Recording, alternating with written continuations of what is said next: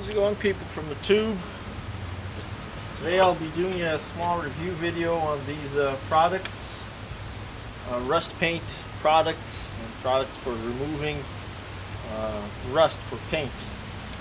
And this all began because one thing led to another. I'm going to have to rebuild the Rambler's engine because the previous owner slash idiot didn't put any oil in the car at some point, ran the engine with no oil.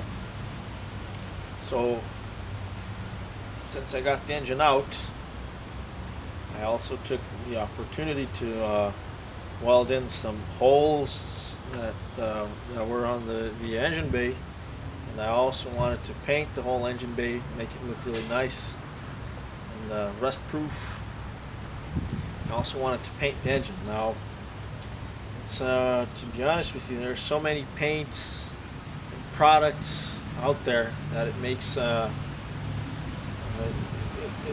least to me, it's been quite a challenging task trying to find the right paints and the right way to paint and protect steel.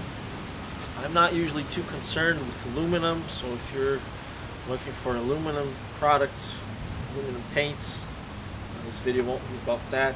The only place for aluminum is in the aircraft industry, not in cars. It shouldn't be anywhere in a car. Nowhere. Anyways, so the first cars I painted were, I used what's called the lacquer. That was very expensive and stupid. It's not a good paint. I can't see any advantage of lacquer based paints. I used lacquer Duplicolor. I can't see any advantage of anything in that paint. It's more expensive, it's worse quality, it's uglier, not as nice a finish.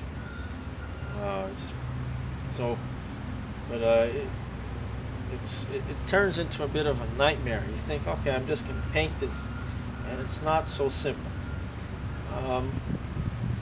The first thing, as I believe I've said this before, but the first thing is obviously you got to try to get the surface as clean as possible.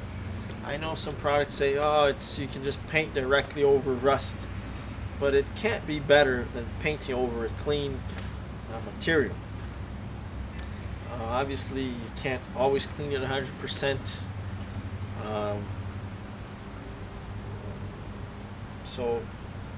But you obviously want to do the best you can. It certainly won't be worse. That's my point. Now, one of the fundamental problems with steel is it doesn't really absorb paint.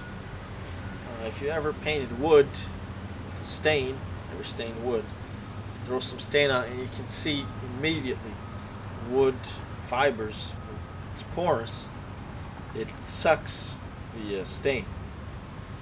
And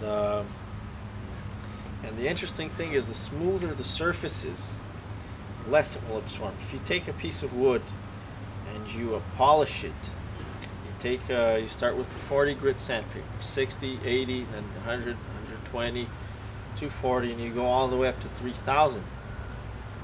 And then you try to stain that wood. It will not absorb the stain. You can try that, and I've done it already.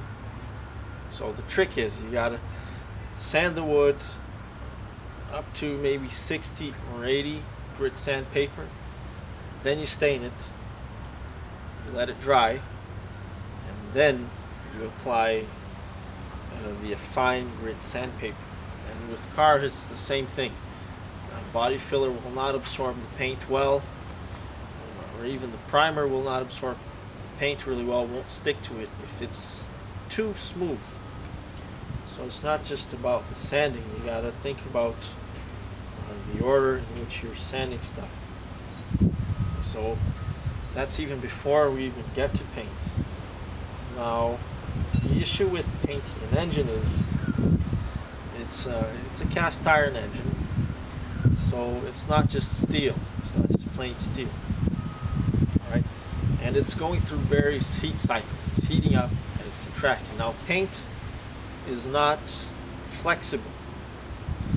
If you get a big chip of paint off from a car or whatever, it'll crack easily. It does not.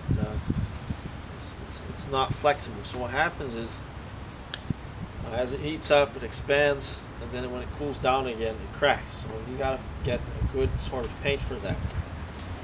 And according to my research, back in the day, people would just use Tremclad, or actually Rust-Oleum, and they just clean up the engine as best they could with the wire wheel. This is Rust-Oleum. But obviously they probably wouldn't use a spray can. They clean it up the best they could, and they just put Rust-Oleum paint from a can on it, and it will last years.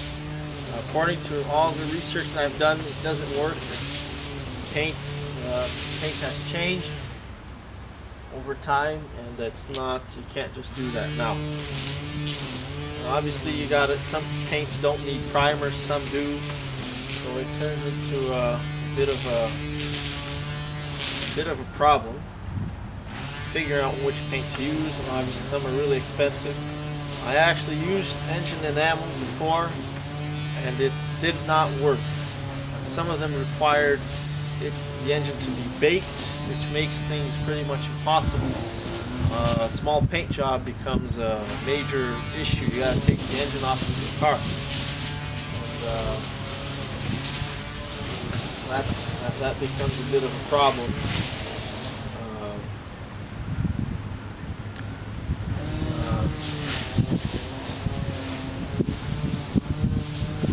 Sorry, where was it? Yeah, that becomes a bit of a problem.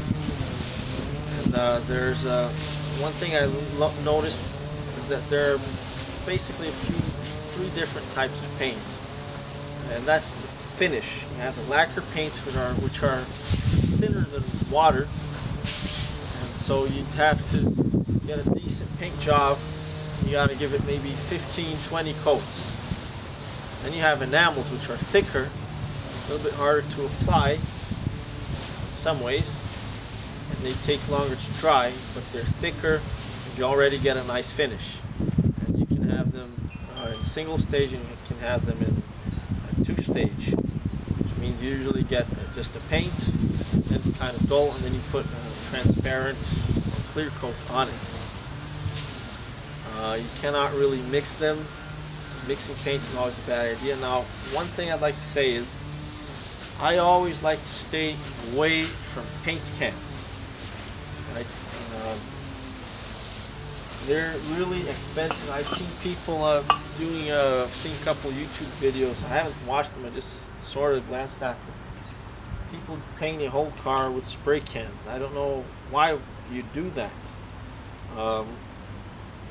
Just the cost. I really don't understand why you do that. I've used the Napa industrial paint. I think it's called industrial coating, something like that. And that stuff is actually resistant to gasoline and diesel while it's wet. I tried to clean off the paint gun with it, and I threw gasoline in it, I threw diesel on it, and it will not mix at all with the paint. So that stuff is pretty impressive, pretty amazing. I don't think you can get anything more durable than that. Just look at the time here. I'll stop. I'll do a 10-minute video. Stop in just a second. And then there's obviously the primer. So lots of paints, you can't just paint it directly to metal. You gotta have a primer, which is basically a bonding agent between the two. I'll get back to you. No, that's not. A few more seconds. And the thing is, I always find that when you're using a brush, that's something else. When you're using a brush, you can always get better adherence because you're actually pushing the paint into the pores. Sometimes, if you're not a good painter, you're just spraying it over, and the paint's just sort of laying there, and instead of it actually being absorbed into the steel, it just forms somewhat of a coating. And, that's not what you want.